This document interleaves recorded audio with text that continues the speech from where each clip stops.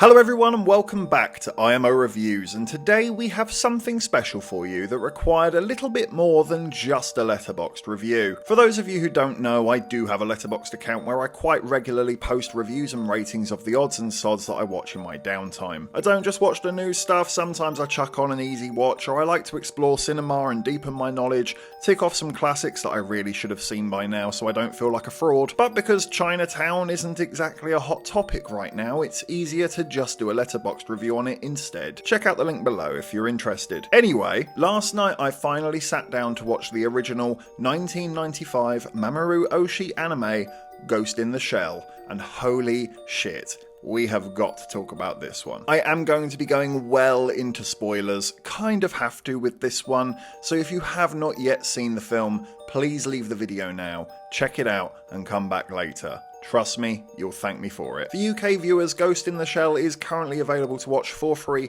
on ITVX, but right now it's time for the review. Spoilers ahead, you have been warned.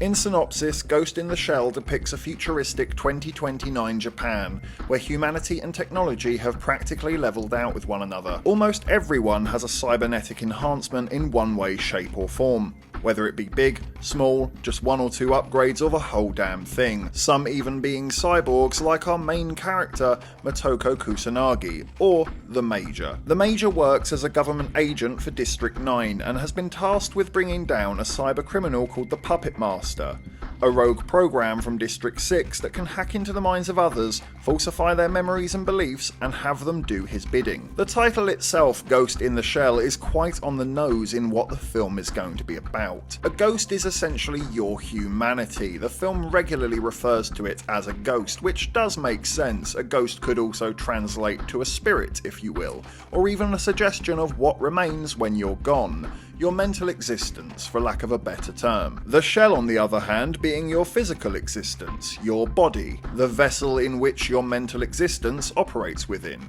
The ghost in the shell.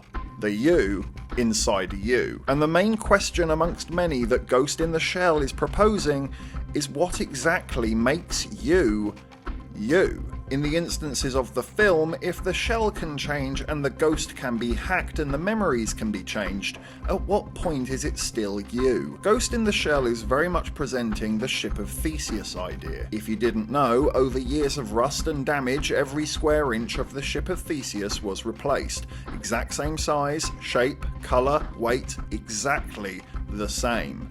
But was it still the Ship of Theseus if it was no longer the original parts? Cue one of my favourite Only Fools and Horses jokes that actually cuts a bit deeper than it seems. I've maintained it for 20 years.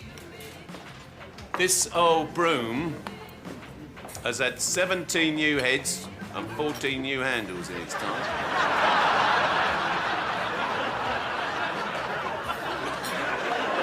How the hell can it be the same bloody broom? Well, here's a picture of it. What more proof do you need? Ghost in the Shell presents these ideas through our cyborg protagonist, the Major, as she struggles with an existential crisis throughout the film. It's important to note that the cyborgs are shown to have some humanity added to their completely technological build, as well as looking human in their integration to society. We see the creation of the Major through the title sequence, as if it's a birthing sequence of some sort. Again, hitting the mark of technology and humanity being combined. I should mention that it might not be the Major, as she is just one off a company line, but the narrative and metaphorical implications lead me to believe that it is our Major. Not only do we transition to her straight from this, but the blurring of lines between humanity and technology also corroborates with the Major's inner turmoil. But these ideas keep popping back up and are more poignantly explored in an important diving scene with her partner Batu. She feels a darkness and an overwhelming sadness down there in the water, but as she comes to the surface she feels hope as she looks into the reflection on her way up. This resembles the imagery shown in her birthing scene and will also become relevant again later in the film, as reflections come up quite subtly throughout. A voice interrupts their conversation with Batu asking if that was the Major speaking through the mainframe. Cyborgs can connect to a mainframe of information, to which the Matrix owes a huge debt. It's often depicted like a police radio, but on this occasion it seems unintentional and unknowing. And I'm glad that it cuts away and doesn't answer the question, because I personally feel that the ending does does that for you, which I think will land very nicely on a second watch. Speaking of Bartu, he's not only a great character that complements the Major nicely as a duo, but he works as an excellent tool to further showcase these human-cyborg differences. It's clear that Bartu has also had cybernetic enhancements, but clearly is still more human than the Major. When the Major strips down to her skin-tight camouflage suit, it's Bartu who always feels the need to clothe her, whilst it doesn't even seem to cross the Major's mind that her nudity could be viewed differently except for its sheer purpose for the situation. He also looks away when she undresses on the boat,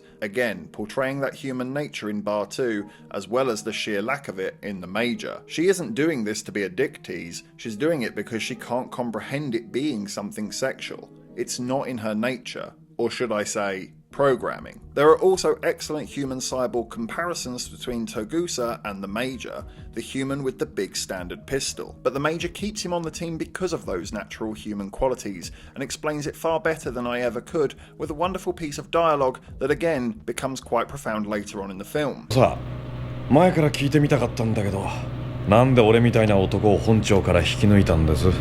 お前がそういう男だからさ。え？不正規活動の経験のないデカ上がりでおまけに初対持ち。電脳化はしてても脳みそはたっぷり残ってるし、ほとんど生身。戦闘単位としてどんなに優秀でも、同じ規格品で構成されたシステムはどこかに致命的な欠陥を持つことになるわ。組織も人も特殊化の果てにあるのは緩やかなし。それだけ。This is touching on the philosophical ideas of Hegel, who believed that conflict led to progress in human history. You can see this idea in almost every inch of Ghost in the Shell, whether it be in the Major's inner turmoil, the integration of technology with humanity and their enhancements, or most of all, the Puppet Master. The Puppet Master is our supposed villain of the story as a rogue program who has been hacking minds, but upon meeting them, we realise the Puppet Master is struggling with its existence too. It seemingly had no maker, it just spawned from the sea of information.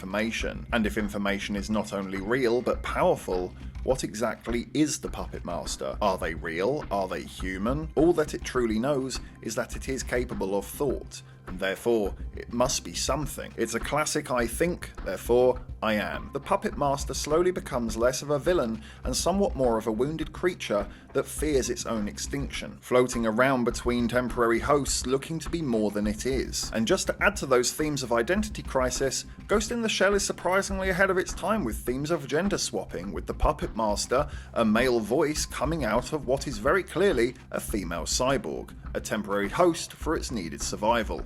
Again, touching on those themes of the shell changing and the ghost remaining the same, even if the Puppet Master doesn't seemingly have a ghost.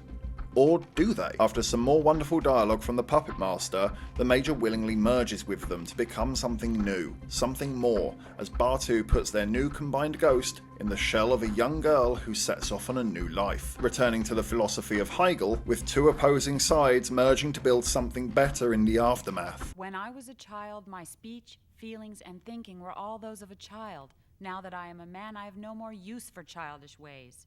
And now I can say these things without help in my own voice. Because I am now neither the woman who was known as the Major, nor am I the program called the Puppet Master. And that is Ghost in the Shell. There is so much to say about this film. I'm sure I'll only see more on further watches, and even without the depth and breakdown, there are just so many other positive aspects of this film. The animation is stunning, the runtime and the pacing is solid, the sound design and the score is jaw-dropping, there's solid metaphors and allegory in its imagery throughout the film. I adore the ending, I'm so glad it finishes where it did. Where it stops, it keeps it ambiguous and open for dissection and discussion. Was this a positive outcome or a negative one? Is this the beginning of the end, or the new beginning after the end? And to get a little extra meta about it, what do your thoughts and feelings on the situation say about you? What about you specifically makes you feel that way?